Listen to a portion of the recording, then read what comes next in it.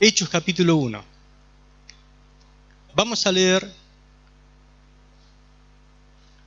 versículo 1 y 2, dice la palabra lo siguiente.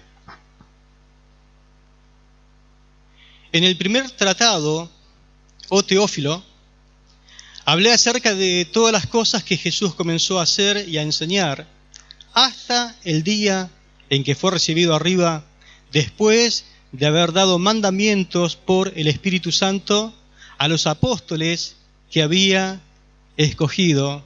Amén. Hasta allí nomás la palabra. Vamos a ir viendo el pasaje a medida que desarrollamos la predicación. Estamos en días de Pentecostés, previos a Pentecostés, y quiero tomarme unos minutos como para hablarles acerca de este capítulo número 1 de Hechos. Este tratado, veo que dice la palabra en el primer tratado, este tratado, al igual que el primero, fue dedicado a un tal Teófilo. Teófilo significa amigo de Dios, que se cree que fue un romano de alto rango, por eso la aclaración de Lucas que dice, oh excelentísimo. No todos llevaban justamente ese honor. Se cree que él aceptó a Jesucristo como el Señor de su vida y estaba siendo instruido en el camino de la fe por Lucas. En el primer tratado, al cual nosotros llamamos Evangelio de San Lucas, él había comenzado a hablar acerca de las cosas que Jesús comenzó a hacer y a enseñar. Y en este segundo tratado, que es lo que nosotros denominamos Hechos de los Apóstoles, él va a narrar cómo el Cristo ya resucitado a través de la persona del Espíritu Santo continúa por medio de cada creyente extendiendo el reino de Dios en toda la tierra, comenzando desde Jerusalén. Ahora Lucas utiliza el capítulo 1 para hacer un nexo entre el primer tratado y el segundo tratado. Pero como el evento más sobresaliente de la iglesia tiene que ver con Pentecostés, con el derramamiento del Espíritu Santo sobre la iglesia, sirve además para sentar bases para esa experiencia extraordinaria. De tal manera que entendemos que no podría haber Pentecostés sin el primer capítulo de Hechos de los Apóstoles. Lucas lo narra tan cuidadosamente y en orden, pero logra, sin que muchos noten esto, lo que para nosotros hoy sería un tratado de fe para los primeros discípulos. Un tratado de fe para los primeros discípulos. Yo quiero llamarle un tratado de fe para todo cristiano. ¿Qué encontramos en ese tratado? Podemos encontrar que los primeros discípulos, en primer lugar, creían en un Cristo resucitado. Vayamos al versículo 3, por favor, que dice lo siguiente. A quienes también, después de haber padecido, se presentó vivo, con muchas pruebas indubitables, apareciéndoles durante 40 días y hablándoles acerca del reino de Dios. Amén. Gloria a Dios. Los discípulos fueron llamados todos, inclusive allí hay una reunión muy importante al final de este capítulo. Todos los apóstoles y los discípulos fueron llamados a ser testigos de la resurrección de Cristo.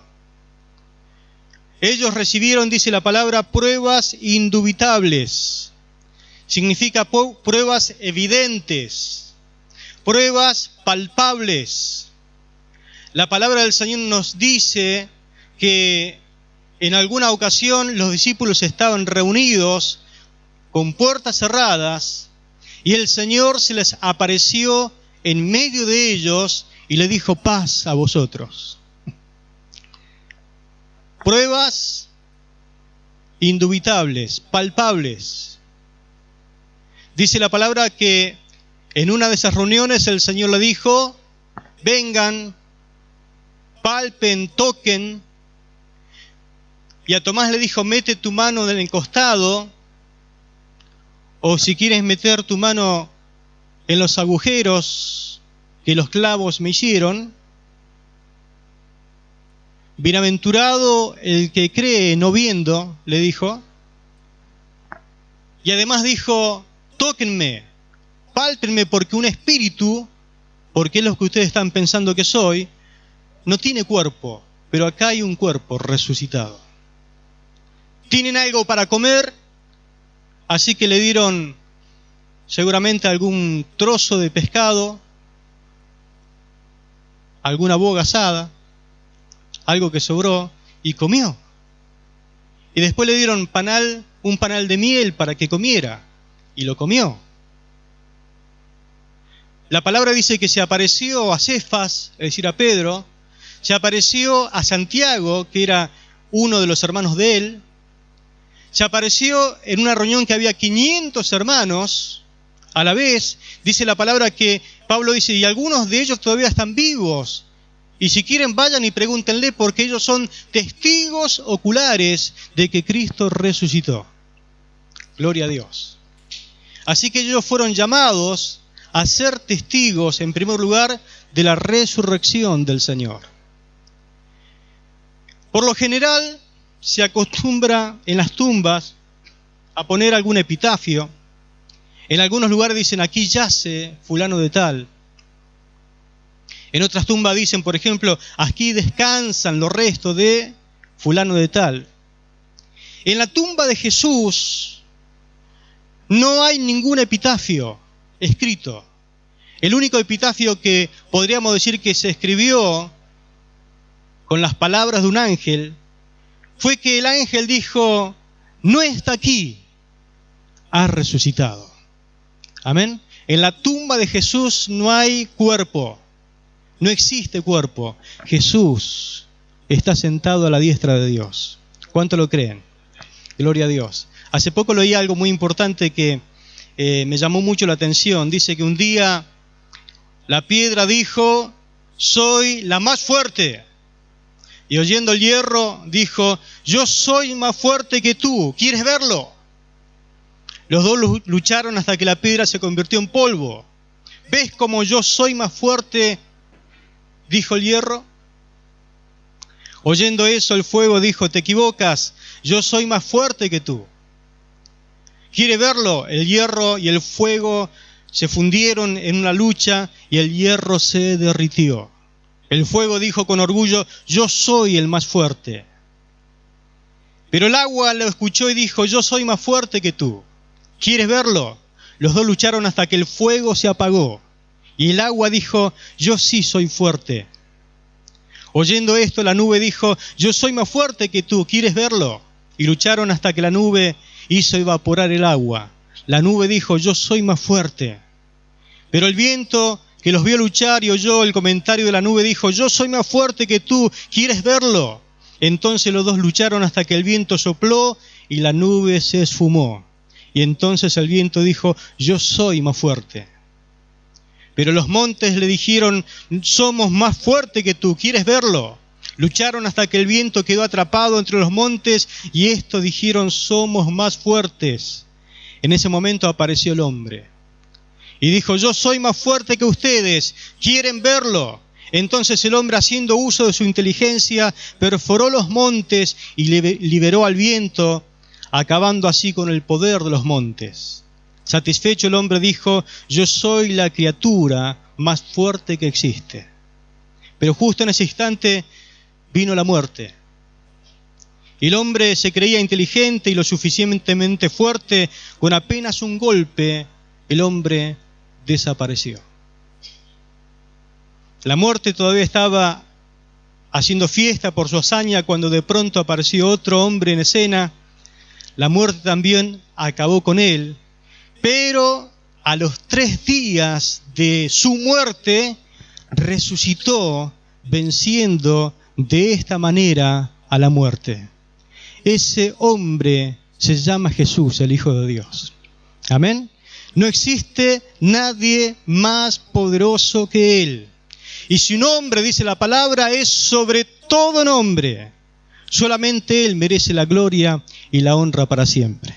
Amén. Jesús dice en su palabra, en Juan capítulo 11, versos 25 y 26, Jesús dijo: yo soy la resurrección y la vida. El que cree en mí, aunque esté muerto, vivirá. Amén. Yo soy la resurrección y la vida. Y todo aquel que vive y cree en mí, no morirá para siempre. ¿Crees esto? Dice la palabra. Amén. Tus seres queridos volverán a vivir porque Cristo resucitó y venció las muertes. Usted va a volver a vivir. Todos los que creemos en Cristo venceremos porque Cristo venció la muerte. Amén. Gloria al Señor. Ellos estaban completamente seguros de que la muerte no pudo con Jesús y estuvieron dispuestos a morir por esta verdad. Los discípulos, los apóstoles. Y le aseguro algo, mis queridos hermanos. Nadie que tenga un poquito de uso de razón, de sentido común, estaría dispuesto a perder su vida por una mentira. Pero sí estaría dispuesto a morir por la verdad. Y los discípulos dieron su vida por esa verdad. En la isla de Patmos, Juan dio testimonio de Jesús. En Apocalipsis capítulo 1, versículo 17 y 18 dice: cuando le vi, Juan escribiendo acerca de Jesús, del Cristo resucitado, dice: cuando le vi, caí muerto a sus pies. Y él puso su diestra sobre mí diciéndome: no temas, yo soy el primero y el último, el que vivo. Escuche, y estuve muerto, pero he aquí que vivo por los siglos de los siglos. Amén. Gloria a Dios. Y tengo las llaves de la muerte y del Hades. La palabra llaves, simbólicamente en el Apocalipsis, representa a alguien que tiene autoridad y tiene poder. Por lo tanto, Él tiene la autoridad y el poder sobre la muerte y el Hades, porque los venció en la cruz del Calvario. Gloria a Dios. Dice la palabra que al tercer día resucitó. Los primeros cristianos creían en la resurrección de Cristo. Es por eso que la presencia del Señor es real para nosotros. Nosotros no creemos en un Cristo que está envuelto en la historia o quedó crucificado por allí atrás, hace miles de años atrás. No, creemos en un Cristo vivo. En tu angustia, en tu felicidad, en los momentos que puedas estar viviendo, Él está contigo porque Él lo prometió. Mateo capítulo 28, el último versículo dice la palabra: tengan presente que yo estaré con ustedes todos los días hasta el fin del mundo. Amén. Gloria a Dios. He aquí yo estoy con ustedes todos los días hasta el fin del mundo. ¿Quién puede estar con nosotros sino uno que vive por los siglos de los siglos? Amén. Gloria a Dios. ¿Qué más creían los discípulos? En segundo lugar, ellos creían en la venida de su reino. Dice el versículo 3, la última parte: y hablándoles acerca del reino de Dios. Amén. Jesucristo es el Kyrios de mi vida. Kyrios. Las palabras van cambiando a través del tiempo y hasta van perdiendo el sentido, ese sentido original de las mismas. Esto mismo justamente pasó con la palabra Señor. Hoy cualquiera es Señor. En cualquier estación de servicio te llaman Señor. Señor, ¿quiere llenar el tanque? Y usted lo queda mirando y lo dice justamente por respeto.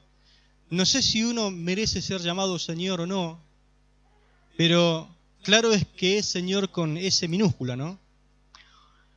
Antes no era así. La palabra Señor no podía ser dada a cualquier persona. La palabra original griega para Señor es una sumatoria de cosas para que nosotros podamos entenderlo bien. Esa palabra Kyrios significa Señor. Y era un término muy fuerte. muy fuerte, no a cualquiera se le decía Señor. ¿Qué significa la palabra Kyrios, Señor, en griego? En primer lugar significa jefe. Por lo tanto, la gente podía decir, Él es mi jefe. Significaba dueño. Él es mi dueño. Significaba patrón. Y alguien podía señalar diciendo, Él es mi patrón. Él es quien manda en mi vida. Significa propietario. O alguien podía decir, es mi propietario. Yo soy suyo. Un esclavo podía decir, yo soy propiedad de él, pertenezco a él. Significa amo. Amo. Él es mi amo. Y algún esclavo podía decir, yo soy su esclavo. Yo soy su esclavo. Tiene totalmente derechos sobre mí, porque Él me compró. Claro que como se abolió la esclavitud en muchas partes del mundo, esto para nosotros hoy no tiene sentido, pero para el tiempo donde el Señor vivía, sí. Por eso, un esclavo podía decir, Él tiene derecho sobre mí, porque el esclavo no tenía derecho. Y también significa soberano, significa máxima autoridad. Para que podamos entender, nada se escapa del control de alguien que es soberano. Él rige con autoridad y no se discute lo que Él dice. Porque es soberano, porque es la máxima autoridad. Un soberano nunca pregunta, siempre ordena, siempre da órdenes. Decirle Señor a Cristo es decirle todas esas cosas. Cuando usted le dice Señor a Cristo, le está diciendo, tú eres mi jefe, tú eres mi dueño, tú eres mi patrón, tú eres mi propietario, tú eres mi amo, tú eres el soberano, tú eres la máxima autoridad sobre mi vida. Le está diciendo, todo lo que soy y todo lo que tengo pertenece al Señor Jesucristo. Amén. ¿Cuántos en esta noche pueden decirle, Jesucristo es mi Señor? Amén. El saludo normal de los ciudadanos romanos en aquel tiempo era declarar, cuando se saludaban, ¿usted cómo le dice al que lo saludo? Buen día. O entre los cristianos decimos, Dios te bendiga. O la paz del Señor. Ellos decían, César es el Kyrios. César es Señor. César es mi Señor. Ese era el saludo. Después Hitler lo copió. Entre los alemanes se saludaban así, entre los nazis. Pero ellos levantaban la mano y decían, César es mi Señor. Esto era como un sistema de propaganda que el emperador utilizaba, mucho más fuerte y mucho más poderosa que YouTube, que Facebook, lo que sea, porque cada uno cuando se saludaba tenía que declarar que César era su dueño, su amo, su propietario, su soberano, que mandaba sobre su vida, que regía sobre él. Cuando el Evangelio irrumpe en el mundo romano, directamente el cristianismo desafía la autoridad diciendo, Jesucristo es mi Señor. Un cristiano encontraba a otro y decía, Jesucristo es el Señor. Cuando venía un romano y decía, César es el Señor, y el otro le respondía, no, Jesucristo es mi Señor. ¿Cómo? Jesucristo es mi Señor. Pero no sé, te doy una oportunidad para rectificar. No, Jesucristo es mi Señor. Él es mi amo, Él es mi dueño, Él es mi Señor. Él es dueño absolutamente de todo lo que soy y de todo lo que tengo. Lo he declarado el Señor de mi vida. Así que tenían poder y autoridad para arrestarlo. Y muchas veces juzgándolo, los cristianos eran decapitados por esa verdad, por declarar esa verdad. Eran atados en una pila y eran quemados a fuego. Y el cristiano moría diciendo: Jesucristo es mi Señor. Porque no temían a la muerte. Si hay algo que el cristianismo primitivo tenía, era que no temía a la muerte, porque Jesucristo le sacó el temor a la muerte. ¿Dónde está, oh muerte, tu aguijón? No hay dolor. No hay dolor para que el cristiano tenga temor a la muerte, porque la muerte hoy es un paso para estar con Él para siempre. Amén. Gloria a Dios. Así que esto era bastante serio. Ellos estaban diciendo: no es el César el Señor del universo. El César perdió ya todo poder sobre mi vida. Ahora el poder lo tiene Jesucristo. Ahora no solamente desafiaron el saludo, desafiaron su adoración, desafiaron sus costumbres, desafiaron su estilo de vida, sus prácticas, desafiaron su cultura, las distintas esferas sociales. Todo lo dieron vuelta y todo lo llenaron del Evangelio, porque la gente decía: ¿cómo pueden estos hombres morir por esa declaración que ellos hacen? ¿Qué tienen? Y la gente, en vez de rechazarlo, aceptaban a Jesucristo el Señor por miles, porque decían: yo quiero tener lo que ellos tienen, esa fe. Quizás ahora cobren un poquito más de sentido las palabras del apóstol Pablo de Romanos capítulo 10, versículo 8 al 11, que dice: esta es la palabra de fe que predicamos, que si confiesas con tu boca que Jesús es el Señor, y si crees en tu corazón que Dios lo levantó de entre los muertos, serás salvo. Porque con el corazón se cree para justicia y con la boca se hace confesión para salvación. Porque la Escritura dice: todo aquel que cree en Él no será avergonzado. Gloria a Dios. Jesucristo es el Señor. Por su humillación, porque mire que el Señor tenía como para aferrarse a cosas, pero dice que no estimó el ser igual a Dios como cosa que aferrarse, sino que se despojó a sí mismo, tomando forma de hombre, y en la condición de hombre se humilló hasta lo sumo, haciéndose siervo. ¿Cuántos de ustedes quisieran convertirse en un perro, en un gato? Y usted dice: no, pero yo soy un poquito superior a un perro o un gato. ¿Sabe lo que está haciendo usted? Usted se está aferrando a su identidad, a su esencia. Cuando al Señor le dijeron: tenés que convertirte en un ser humano, Él dijo: pero yo soy Dios. Y dijo: no, lo voy a hacer por amor a los hombres. Voy a experimentar todo lo que ellos experimentan.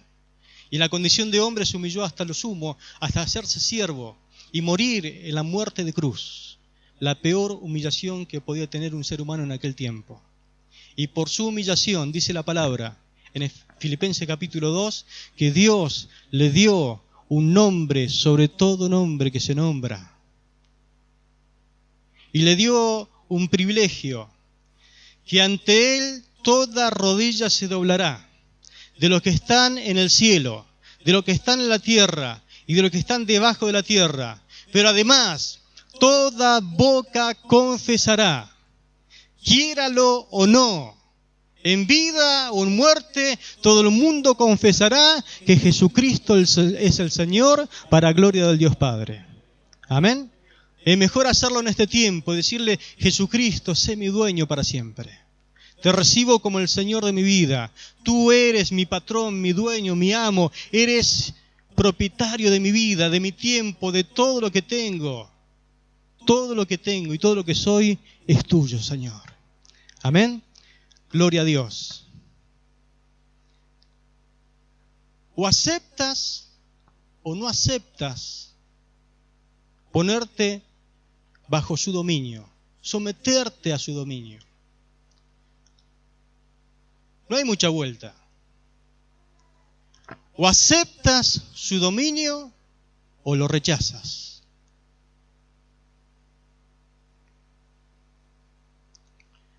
no tiene mucho que ver con una invitación. La predicación, por ejemplo, en Marcos capítulo 1, verso 15, decía: ha llegado el tiempo, ha llegado el momento. El reino de Dios ya está cerca. La versión Reina Valera dice: arrepiéntanse. Esta dice: cambien su manera de pensar y de vivir y crean en la buena nueva. La Reina Valera 60 dice: crean en el Evangelio, las buenas noticias. El tiempo ha llegado, está cerca. Cambien su manera de pensar, su manera de vivir. Eso significa arrepiéntanse de la manera que viven delante de Dios. Y crean la buena noticia. Vuélvanse a Dios, está diciendo la palabra. Conviértanse, cambien la manera de vivir. En resumidas cuentas, sométete a su dominio. Es lo que pide el Señor para que seas parte de su pueblo, que te sometas a su dominio. Cuando un reinado se acercaba a otro, le mandabas carta y le invitaba a someterse a su dominio. Gentilmente. Si ese reinado no quería, entonces se establecía una guerra. Pero el Señor en ese momento te está mandando una invitación. El reino de Dios se estaba acercando y te manda esa invitación. Sométete a mi dominio. Quiero que te sometas a mí. Y para que eso suceda, tienes que cambiar tu manera de vivir. Los apóstoles tenían la esperanza de que el Señor restableciera el reino a Israel. Pero el Señor le dijo: no les toca a ustedes saber esas cosas. Lo que sí, el reino de Dios tiene que ver con el reinado de Dios primeramente en el corazón. Lo primero que quiere hacer Dios es reinar sobre tu corazón. Pero nunca hay una sugerencia. Siempre hay una orden. O la rechazas o te sometes a esa orden. La orden se obedece o no se obedece. Esto, por ejemplo, se ilustra cuando el Señor comienza a recoger sus discípulos. Encuentra a Pedro y a Andrés, que estaban limpiando sus redes después de pescar. Y estaban allí trabajando en su trabajo diario, y aparece el Señor y los mira. Y Pedro y Andrés se dan cuenta que hay alguien que lo está mirando. Y quizás se entrecruzan la mirada y el Señor le mira a los ojos y le dicen: síganme y los haré pescadores de hombre. ¿Usted nota alguna sugerencia, alguna pregunta? ¿O es una orden directa?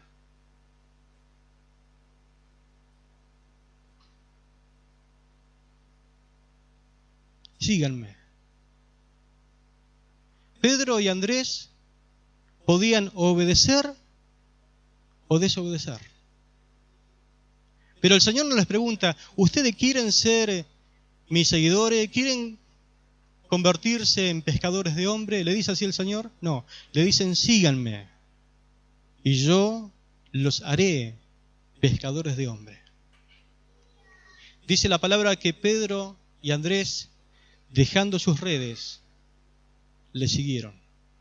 Lo mismo pasó con Juan y Santiago. Lo mismo pasó con Mateo. Estaba trabajando allí el cobrador de impuestos, había una cola delante de él, la gente pagando impuestos, y aparece el Señor, lo mira a los ojos, él se da cuenta de que alguien lo está mirando, se entrecruzan la mirada y le dice a Pedro: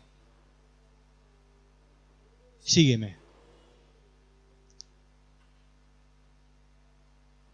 Sígueme. Nada más. No le dijo: ¿quieres seguirme? No, le dijo: sígueme. Mateo podía haber hecho un montón de preguntas. Preguntar de qué iba a vivir. Pero dice la palabra que inmediatamente, dejándolo todo, le siguió. En ese momento, Mateo, Pedro, Andrés, Juan, Santiago, lo convirtieron a Jesús como el dueño de su vida. Lo hicieron su Señor. Lo seguían a Él. No preguntaron de qué iban a vivir. No preguntaron dónde iban a dormir. No preguntaron nada. Lo único que les dio de obedecer. Del resto se iba a encargar el Señor de sus vidas. Y así fue. El Señor fue su ayudador, le cobijó y le cuidó hasta el último día de su vida. Y cuando yo me vaya, va a venir uno que también les conviene que esté con ustedes, el Paracleto, el ayudador, el Espíritu Santo estará con ustedes para ayudarle para siempre. Él va a ocupar la función que yo hago. Hay uno que viene, igual que yo, Él va a estar con ustedes. Lo único que como no tiene cuerpo es espíritu, va a estar con todos a la vez en todo tiempo. El Espíritu Santo hoy está con nosotros aquí en este lugar. Amén. Gloria a Dios. Así que esa consigna del Evangelio es para todos los pueblos, para todas las naciones, para tu ciudad, para tu barrio, para tu vecino, para tu amigo. ¿Quieres ser su seguidor? Síguele. O obedeces o desobedeces. Tu predicación tiene que ser así. Es un mandamiento, es una orden que tú un día obedeciste, que te sujetaste. Las demás personas tienen que hacer lo mismo. Gloria a Dios. Toda persona puede cambiar al cambiar de reino. Eso que ellos creían en la manifestación del reino de Dios tiene que ver justamente que cuando el Señor viene a reinar a nuestras vidas, hay un cambio de vida. Toda persona puede cambiar de reino. Está en la voluntad de uno poder cambiar. Uno puede cambiar de reino. Uno puede cambiar de gobierno. Dejar de pertenecer al reino de las tinieblas y comenzar a pertenecer al reino de la luz.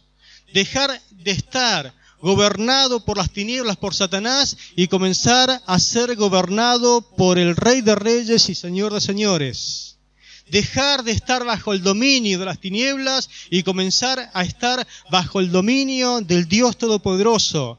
Dejar de estar como dueño de tu vida, Satanás, y que ahora tu dueño sea el Señor Jesucristo. Solamente tienes que ponerte bajo sus órdenes y seguirlo hasta el resto de tu vida. El reino de Dios es Jesús. El reino de Dios se ha acercado, decía Juan el Bautista. Dice la palabra en Lucas 17 que algunos fariseos le preguntaron a Jesús, ¿cuándo comenzará Dios a reinar aquí? Jesús le respondió, el reino de Dios no es algo que pueda verse. Verso 21 dice, tampoco se puede decir aquí está o está allá, porque el reino de Dios ya está entre ustedes. ¿Sabe quién era ese? Jesucristo. El reino de Dios ya está entre ustedes, y se señalaba. Jesucristo es el reino de Dios. Ojalá que Él pueda reinar sobre tu corazón. En tu vida se hace lo que el Señor quiere o lo que tú quieres. Allí está la diferencia. Si usted hace la voluntad del Señor, usted va a cambiar de tal manera que hasta la gente se va a sorprender. Pero si usted todavía se sigue congregando con los cristianos, pero hace lo que usted quiere, la gente va a evidenciar de que usted no está convertido, de que Jesucristo todavía no es su Señor, que todavía no está bajo su dominio. Los esclavos todas las mañanas se presentaban delante de su Quirios y le decían, ¿qué dice mi Señor? ¿Qué dice mi Quirios a su siervo? Y entonces el amo le daba las órdenes. Usted cada mañana preséntese ante su Señor y dígale, ¿qué quiere el Señor que haga hoy? ¿A quién quiere que le hable? ¿A quién tengo que llevarle la buena noticia de que pueden cambiar de dueño, de que pueden cambiar de propietario, de que pueden cambiar de amo. ¿A quién quiere, Señor, que le hable? Yo abriré mi boca y tú me darás las palabras justas y necesarias. Amén. Gloria a Dios. Los primeros discípulos creían en el Cristo resucitado, en la venida del reino, pero además creían en el poder del Espíritu Santo. Versículo 4 y 8, al 8 dice la palabra lo siguiente. Y estando juntos les mandó que no se fueran de Jerusalén, sino que esperasen la promesa del Padre, la cual les dijo, oíste de mí, porque Juan ciertamente bautizó con agua, mas vosotros seréis bautizados con el Espíritu Santo dentro de no muchos días. Y el versículo 8 dice la palabra, pero recibiréis poder cuando haya venido sobre vosotros el Espíritu Santo, y me seréis testigos en Jerusalén, en toda Judea, en Samaria y hasta lo último de la tierra. Amén. La Biblia nos dice, según Hechos capítulo 10, verso 38, que Dios ungió a Jesús con el poder del Espíritu Santo y con poder, y éste anduvo haciendo bien y sanando a todos los oprimidos por el diablo, porque Dios estaba con él. Ese mismo Espíritu Santo hoy está aquí sobre nosotros. El ayudador prometido. Él vino hace mucho tiempo y se instaló sobre su iglesia. Ahora la Biblia nos dice que los discípulos eran bien salvos. Ellos habían nacido de nuevo. Juan capítulo 3, verso 3, el Señor hablándole a Nicodemo, dijo, a menos que nazcan de nuevo, no podrán ver el reino de Dios. Y en el versículo 5 le da la clave. Para nacer de nuevo hay que nacer del agua y del Espíritu. El agua es símbolo de la palabra de Dios y el Espíritu es el Espíritu Santo. Nosotros nacemos por la proclamación, por la predicación del Evangelio y por la obra del Espíritu Santo que nos regenera dentro nuevo, que se llama la obra del nuevo nacimiento. En el capítulo 15 de Juan, versículo 3, el Señor declara lo siguiente, ya ustedes están limpios por la palabra que les hablé. Los discípulos, todos ellos, excepto Judas, estaban limpios por la palabra que el Señor les había predicado, les había enseñado. Estaban limpios espiritualmente. No necesitaban más que lavarse los pies, dijo el Señor en el capítulo 13. Una acción continua de limpieza. Pero están limpios. Habían nacido de nuevo. Y dice la palabra en Romanos 8:9, si alguno no tiene el Espíritu de Cristo, no es de él. Romanos 8:9. Si alguno no tiene el Espíritu de Cristo, no es de él. Y los discípulos eran de él. Tenían el Espíritu Santo. Es más, dice la palabra en 1 Corintios 12:3, que nadie puede llamar a Jesús Señor, sino por el Espíritu Santo. Cuando alguien le dice Señor a Jesucristo, es porque el Espíritu Santo hizo una obra maravillosa de conversión interiormente. Los discípulos eran bien salvos, pero les faltaba algo. Usted puede ser que sea bien salvo, tenga el Espíritu Santo, ame la palabra, ame la iglesia, pero asimismo el Señor lo dijo, no se vayan de Jerusalén, en Lucas 24:49, hasta ser investidos con poder de lo alto. Tenían que tener una investidura de poder. Son hijos de Dios, pero les falta poder. Ese poder que yo tenía, dijo Jesús, es el mismo poder que ustedes van a recibir, el poder del Espíritu Santo. Hechos 1:8 recién leímos que antes de salir a evangelizar en toda Jerusalén, en toda Samaria, en toda Judea y hasta lo último de la tierra, tenían que recibir poder.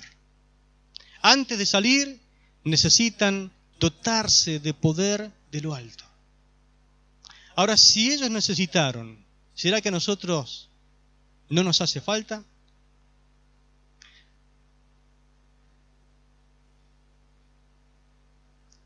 más que nunca necesitamos ser dotados con el poder del Espíritu Santo, ser llenos del Espíritu Santo.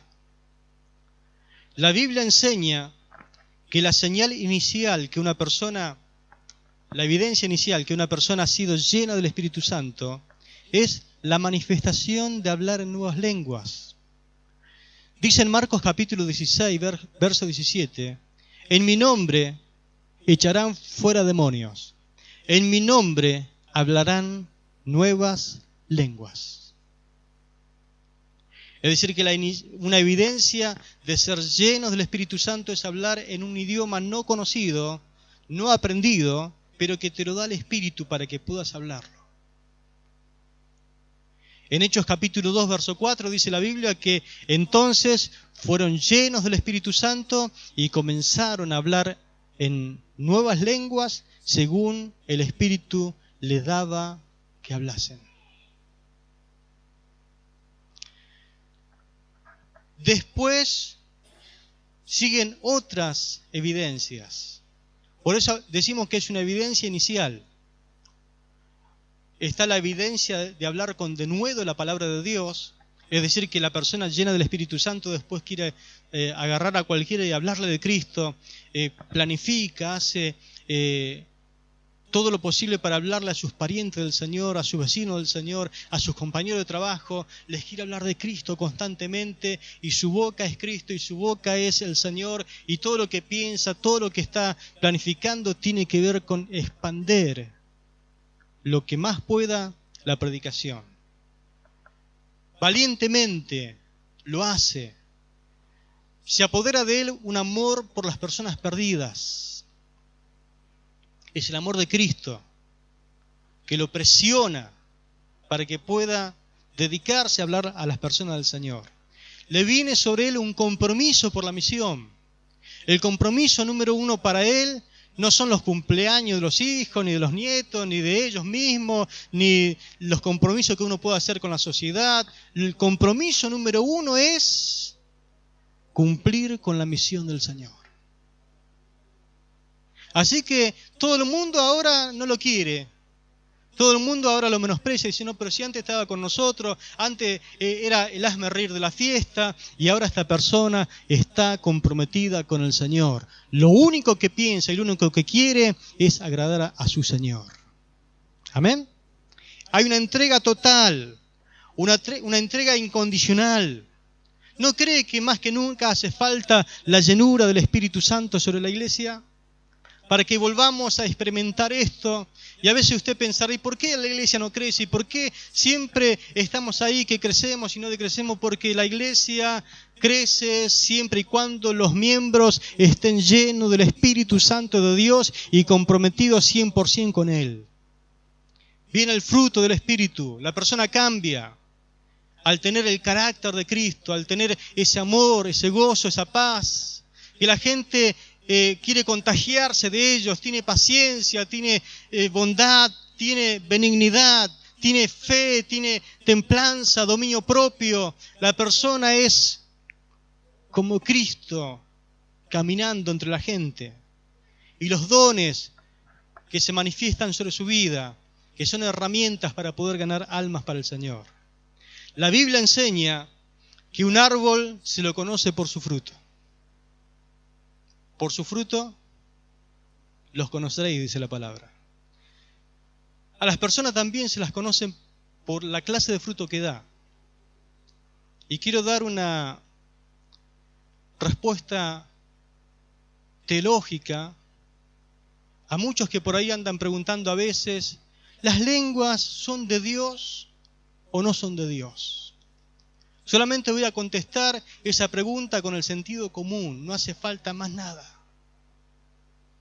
Porque hay gente que por ahí piensa esas cosas, porque lo ve por internet y consulta por YouTube y consulta a gente que no tiene nada que ver con la iglesia verdadera del Señor. ¿Cómo sabemos si las lenguas son de Dios o no? Por su fruto los conoceréis. Porque los que reciben el bautismo del Espíritu Santo y hablan en nuevas lenguas como señal, escuche, quieren servirle a Dios.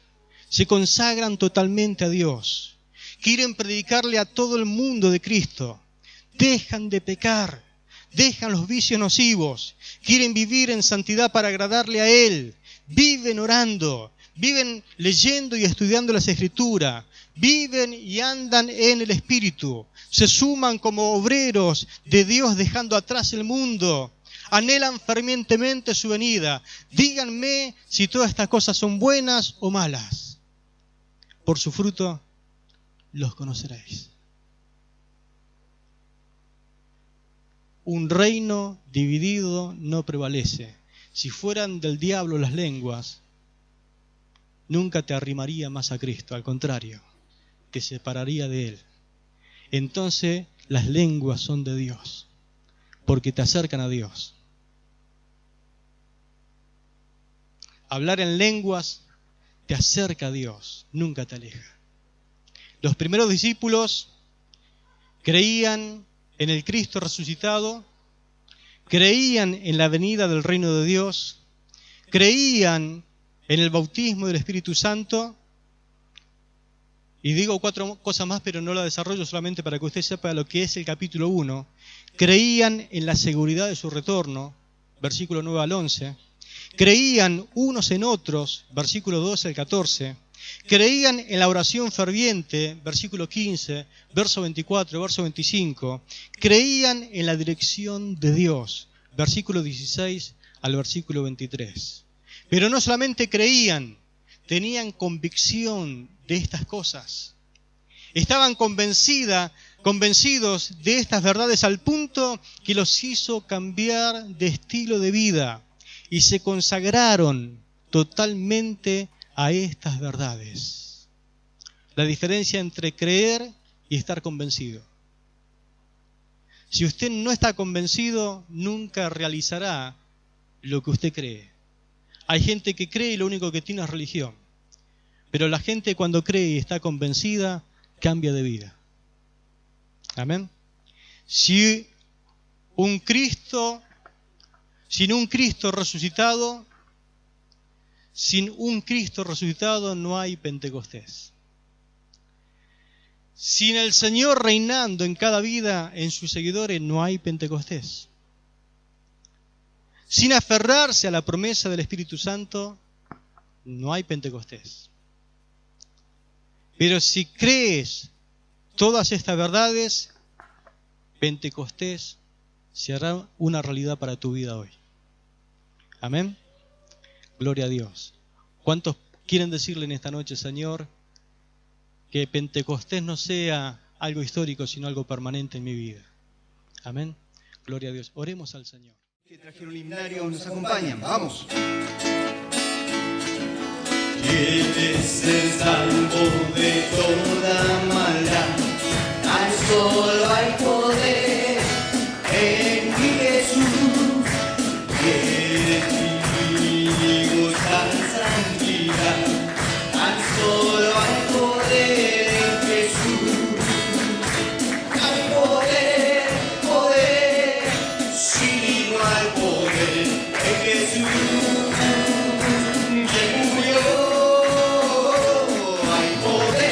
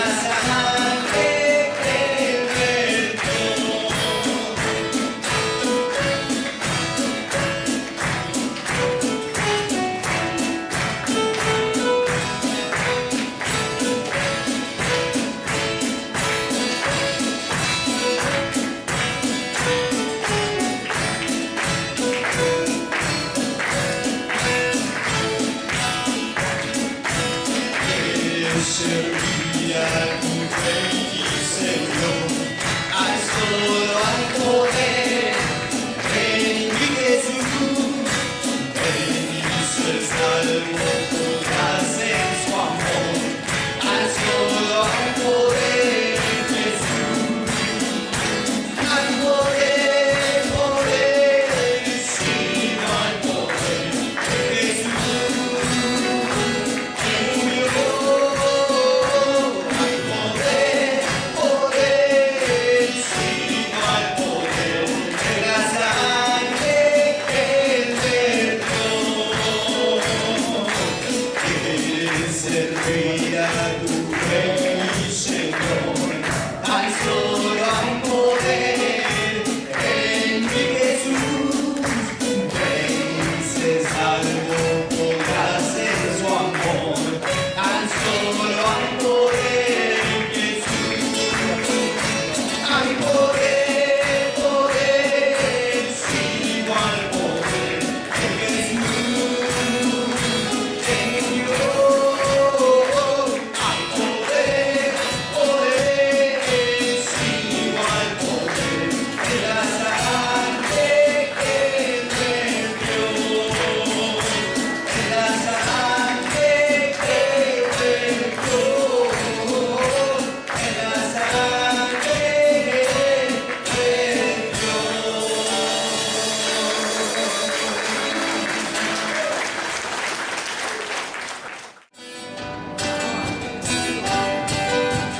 Me has concedido tu victoria. Me has destinado a tu gloria. Dame vencedor, contigo yo soy. Me guardaré de gloria, Señor. Hoy celebraré tu victoria y proclamaré tu victoria. Que has ganado una guerra con tu sangre, amado Jesús. Gloria, gloria, gloria a Dios. Gloria, gloria a Dios. Gloria, gloria a Dios. Gloria, gloria a Dios. Me has destinado tu victoria. Me has destinado a tu gloria. Que vencedor, contigo yo soy. Me guardaré de gloria, Señor. Hoy celebraré tu victoria y proclamaré tu victoria. Que has ganado una guerra con tu sangre, amado Jesús. Gloria, gloria a Dios. Gloria, gloria a Dios. Gloria, gloria a Dios. Gloria, gloria a Dios. Todo lo que has permitido sé que ayudará bien por tu fidelidad.